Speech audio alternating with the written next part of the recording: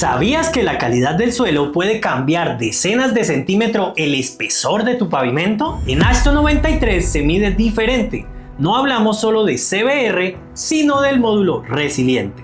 Descubre cómo pasar de uno a otro y qué coeficientes usar. CBR 5% o 15%. ¿Cuánto cambia tu módulo resiliente y cuánto aguantará tu pavimento? Quédate hasta el final para el resumen clave. En el método Ashton 93, el soporte de las subrasantes se caracteriza por su módulo resiliente. Si solo tenemos CBR, ¿cómo traducirlo al módulo resiliente que pide el diseño? Hoy verás paso a paso cómo convertir tu CBR al módulo resiliente y qué coeficientes usar para definir el espesor de tu pavimento. Dato sorprendente: un pequeño cambio en CBR puede significar mucho más asfalto. Te muestro por qué. Si buscas un pavimento más duradero, entiende este vínculo. Recordemos entonces que para poder determinar unos espesores de una estructura de pavimento, primero debería analizar dos componentes fundamentales. Uno de ellos es el tránsito. El tránsito, recordemos, que nos lleva a calcular un número de ejes equivalentes y en función de ese valor de número de ejes equivalentes de 8.2 toneladas, yo puedo clasificar el tipo de tránsito que va a circular por la carretera que yo voy a intervenir. Y ese tipo de tránsito lo clasifico como un T0, como un T1, como un T2, etcétera, en función del valor o el resultado numérico que yo encontré. Ya una vez determiné el tránsito, ahora vengo con el siguiente, y es analizar el componente geotécnico del terreno donde yo voy a implementar o ejecutar mi proyecto.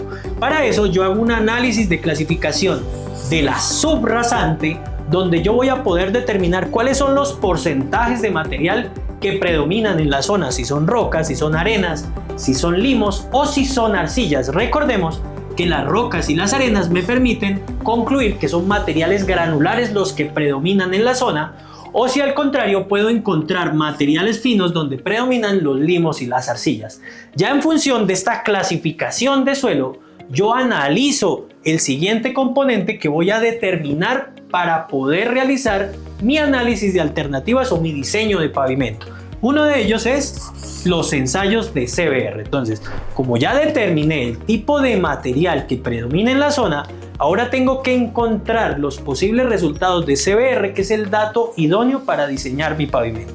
El CBR se puede calcular en sitio a través de ensayos como el cono dinámico o ensayo tipo PDC, o en laboratorio a través del ensayo de CBR, ¿sí?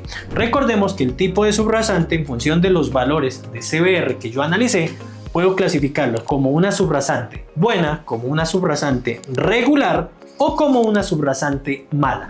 Y eso va a estar en función de esta tipología de subrasante. Puede ser un suelo tipo S1, puede ser un suelo tipo S2 o puede ser un suelo tipo S3. Recordemos que esta tipología está en función de los valores o porcentajes de CBR que yo encontré.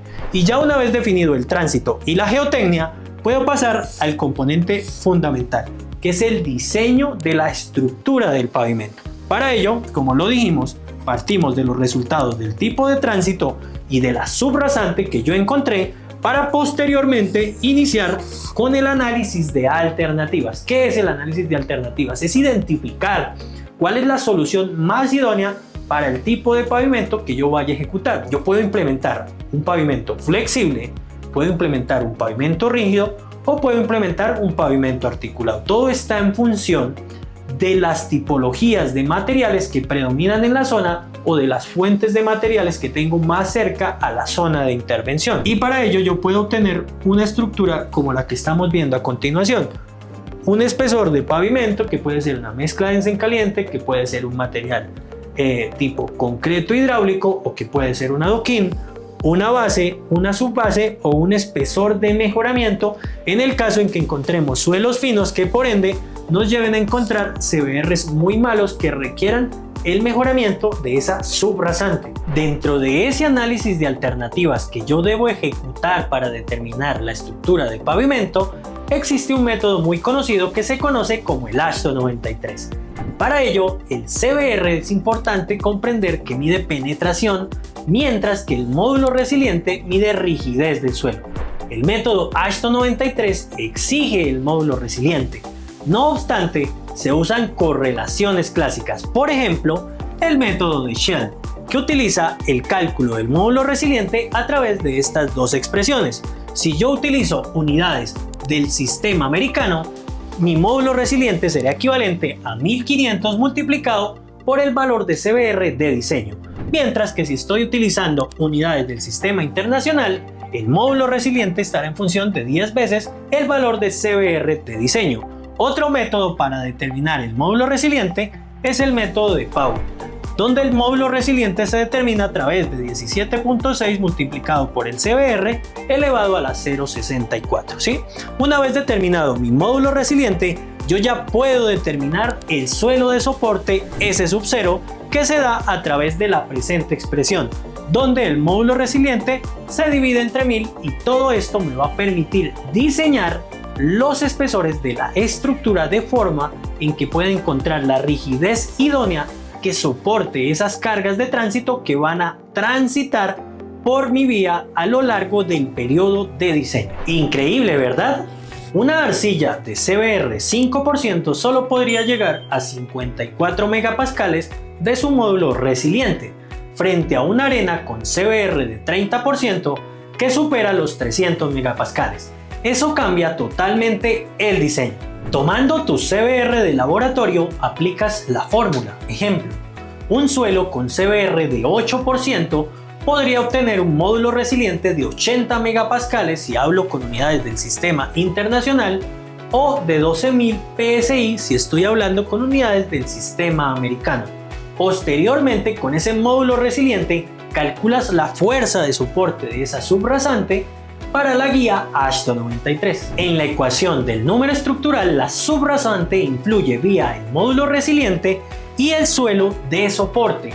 Ashton no usa valores de rigidez aquí, sino el módulo resiliente directo, coeficientes de capa como A1, A2, etc., que dependen de materiales. El suelo aporta al número estructural a través del suelo de soporte. Por eso recuerda, cuanto más débil es el suelo, mayor el número estructural que necesitas. Finalmente, con un módulo resiliente estimado y un número estructural calculado, resuelves el espesor. Por ejemplo, para un CBR de 5%, el módulo resiliente podría estar en 54 megapascales y el suelo de soporte o el S sub 0 podría ser de un valor de 54. Un pavimento típico exige un número estructural mayor que con CBR de 15%. Así definimos capas más gruesas o mejoramientos.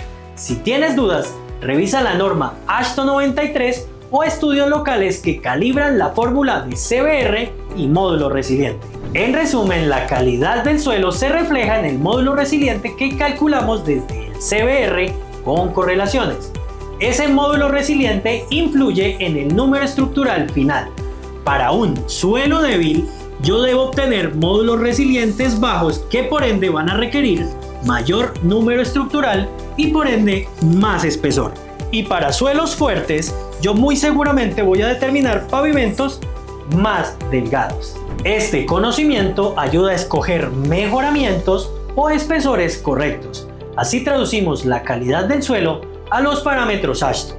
Dale me gusta si este resumen te ayudó a entender la conexión. Eso es todo por hoy. Soy Jonathan Alarcón, tu mentor en diseño vial. Espero que ahora tengas más claro cómo la calidad del suelo se refleja en Ashton 93 y por qué el módulo resiliente es clave. Si te gustó la microclase, suscríbete y activa la campanita, así seguirás aprendiendo a diseñar pavimentos duraderos paso a paso.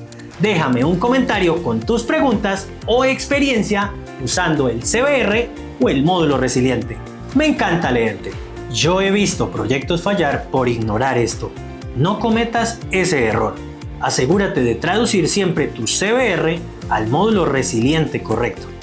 Suscríbete ahora y únete a la comunidad de ingenieros viales que no dejan cabo suelto. Nos vemos en el próximo video.